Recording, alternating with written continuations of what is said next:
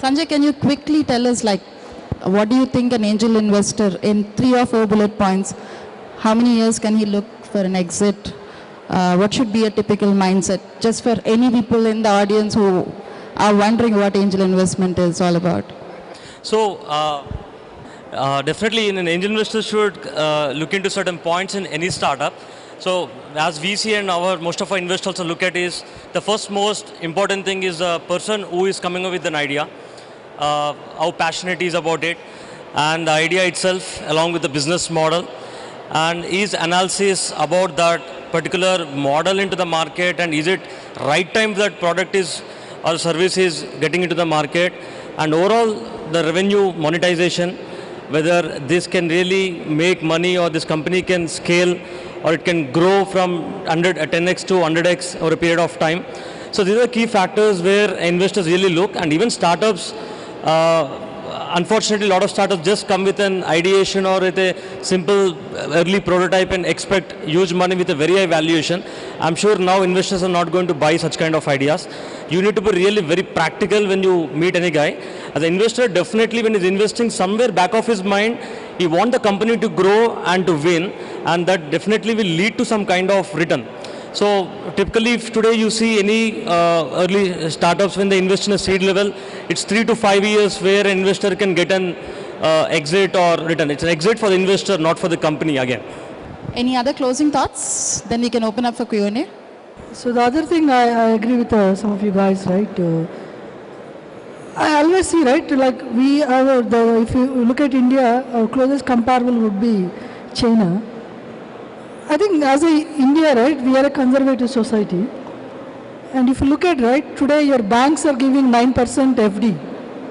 Right? Why should I even go and bet on a completely different thing, right? And you go and invest into the stock market, you have a short-term and long-term capital gains. If I go and invest into the startup, I don't even have a tax benefits. And if you look at, right, everybody, we see that, okay, China is creating this many brands and this many products, this many companies, whereas India, we couldn't do it. The reason, right, the lot of capital, free capital came from the governments. So that's a huge thing we see, like, is emerging markets, right, like, even everybody, the money came to the investor or whoever is owning the money, it came through the lot of hard work, right? And you cannot just throw it out because you are not there, like you have not done the spinning 2-3 times where I can say, I can just put it on betting on this money actually. So I believe, right, I think somewhere the Indian governments has to give this free money, the risk capital, put it on table, and there is a committee, there is a private and public partnership. That's where I think is the dynamics will change. I mean, it's like the angel investor, he has like 10 other investors sitting on his head, the fund, but they don't want to lose the money. And that whole thing, right, the government has to come up with a policy. Whatever the current policy is like completely nonsense. There's no use of that policy actually. Any advice to startups looking for mentors? Yeah, any questions? Should I be louder? That just means either we totally confused them or they completely understood what we were saying. One of the two happened. Just as a closing remark, Vinuta, what I would like to add is that when you're looking to find mentors, investors, coaches, I think the only advice I will have is for you as an entrepreneur to get clarity in your own mind as to what you're looking for. A lot of times we kind of go out and explore and say, let me meet people and then I'll figure out what I need from them. And in my view, sometimes that's the wrong way of doing it.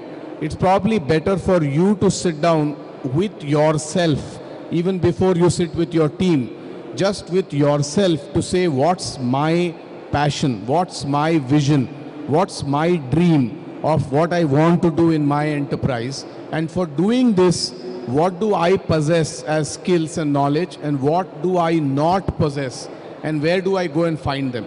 So then when I am having an interaction with a possible investor, mentor, coach, I can kind of resonate and say, okay, this was my weakness, and I can see a person having that skill, so I should have a dialogue to see, can I bring him on board as any one of the 3 categories depending on the person you're meeting.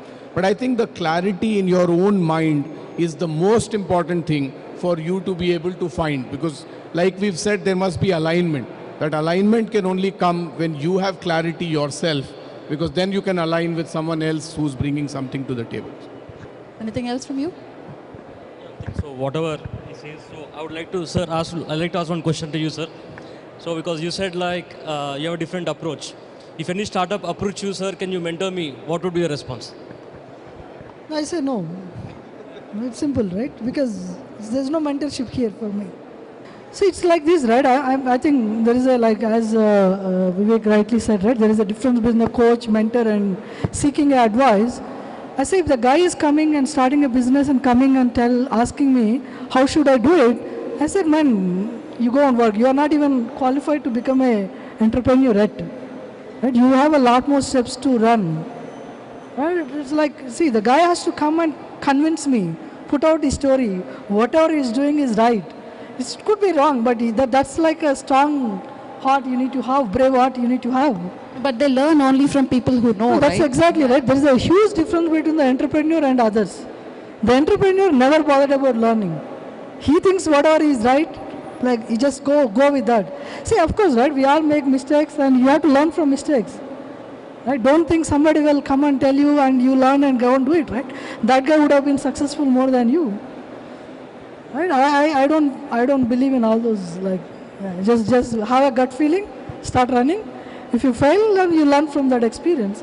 And of course, right, starting to looking at it, a lot of people around you, you learn by yourself, reading the stories, looking at the people, how the companies are doing, what is their roadmap, how am I relevant with myself with the Google, Amazon, Apple, whoever it is, right?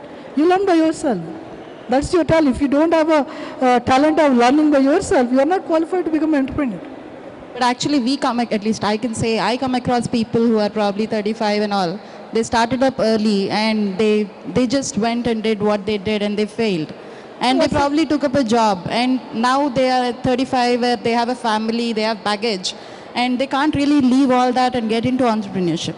So in a way, what coaching or mentoring or anything is helping is to soothe your journey along the way and take you to your destiny a little faster than you would otherwise have been. So that's exactly right. See, a lot of people start and they fail and they go to the employment. Whenever like somebody with 2 kids and a wife and comes and says, I want to take a risk and do it, and either his family has to support him or I tell him that somewhere, right, you work for a startup, you make a fortune out of it. I work for a startup, so I made my fortune. Now I can take any risk and like say if somebody say that okay, let's start a company but we cannot take a salary for 2 years, I'm willing to do that. So you need to wait for your time to come in. You may have a burning desire. It's nothing, right? Never think like entrepreneurship is you have to start a company. Today that's one of the like whenever like we pretty much hire one of the top talent in the industry. Everybody I say that here is options, here is the salary. If you have EMIs, a lot of time I actually negotiate salary and what is their EMIs. I ask them what is your monthly burn rate at home. Somebody says 2 lakhs, somebody says 1 lakh. I say I'll give it, remaining would be your options. And then now like at least family is safe, come and work. And like maybe, right, this is your fortune, we all make a fortune. Then after this money you make this like exit or whatever it is, you go and start whatever you want to do it. A lot of times you have to make a calculated decisions. Thank you. So no more questions. As Vivek said, we were very, very, very clear. Okay, there. Good afternoon, Vivek. This question is to Mr. Vivek. As you said, there are 5 phases in the entrepreneurship. And what exactly, in which phase the funds need to be pumped in? Actually, it will depend. First disclaimer, when in India for any question, there's one simple answer. Right. And the answer is, it depends. Okay, so I will start the answer of this question also with, it depends on the fact that, what is it that you are doing as a business? And what is it that you require the funds for? So to answer your question, I would tend to think that the fund infusion into the business should be delayed as far as possible. So for some businesses, because the business itself requires so much fund that an individual is not able to do, they must bring it at a very early stage as a seed fund. That's right. But for my advice to most people, and I invest as an investor, is that don't bring on an investor till you don't need to. Because while an investor is a very good, important, strategic person to bring on board, but delay it as far as possible for two reasons. One, because it gives you the freedom to take the product and the vision to a stage that you had anticipated it to take it to. That's one. And second, it helps you create value for your product or service before people invest. Because why should you kind of underserve yourself by bringing in somebody very early and hence doing much less valuation into your business? You should rather build the prototype, take it to market, do some pivot, do some pilots, and then bring in cash, because then you will be able to get a much better valuation for yourself and for the business. So I would tend to think that there is no straight answer, which is why I said it depends, because if it's a very large initiative and you need, you know, for a small market rollout itself, you need 5 crores. Now that, I won't advise that you do it yourself, unless you have the ability to do it. But if it depends on a small business where I'm saying to do all of that, it requires only 50 lakhs of infusion, then I would strongly suggest that try and find a method from family, friends and yourself to do it, create the product, take it to market, get some first customer experience, and then go to an investor to look at money. Hello, panel members. We are a group of students thinking of a startup. We would like your suggestion whether to go for angel investors or raising our own funds for that startup. It's a group of students. They're looking to start their own startup. They want to know if they want to raise investment from an angel investor or raise seed round from their own family and friends. Just now Vivek has given a lot of insights. So keeping in mind, first, what is your product? Once you feel that, okay, your product is in the market, validated, and you identified a few prospects or some customers, then you think. But as a college level, I suggest you can apply for any of these incubators, because incubators also provide grant or some seed fund for you. So it depends. If your product is already well matured enough in the market, then probably you can approach any angel investors, keeping your ticket size in mind. If still it's in a very nascent on the prototype or MVP stage, then probably you can get into any incubator who will provide you seed fund with other amenities.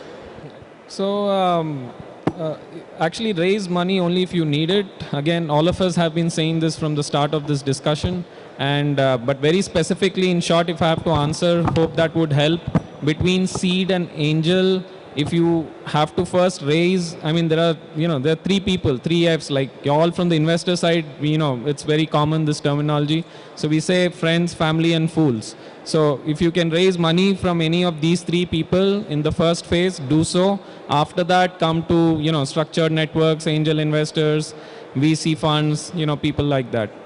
Once the startup come to a stable state, and if they want to expand or scale, like normally they go to VC or they get some kind of funds, right? Like what are the terms that a startup has to negotiate with the VC, like to scale up their business with respect to financial or like the control over the business? Okay, that's like the answer would be very elaborate if I have to do justice. So I think we have to take this offline. I mean, they're like shareholders agreements, term sheets, a lot of legal paperwork and all that. You need to it's a different, I think, different forum, different question. We have to take it offline. I mean, as I said, if I have to do justice, it has to be an elaborate answer. It can't be like a 1 or 2 line sentence. For all the audience here, there is a networking break after 3:30. You can connect with the mentors and investors here, talk to them over the coffee break. Thank you all. Thank you. It was great having all of you. Can I now request Mrs. Sri Devi, Executive Director of TIE, to come over and hand over the mementos to the panelist and the moderator.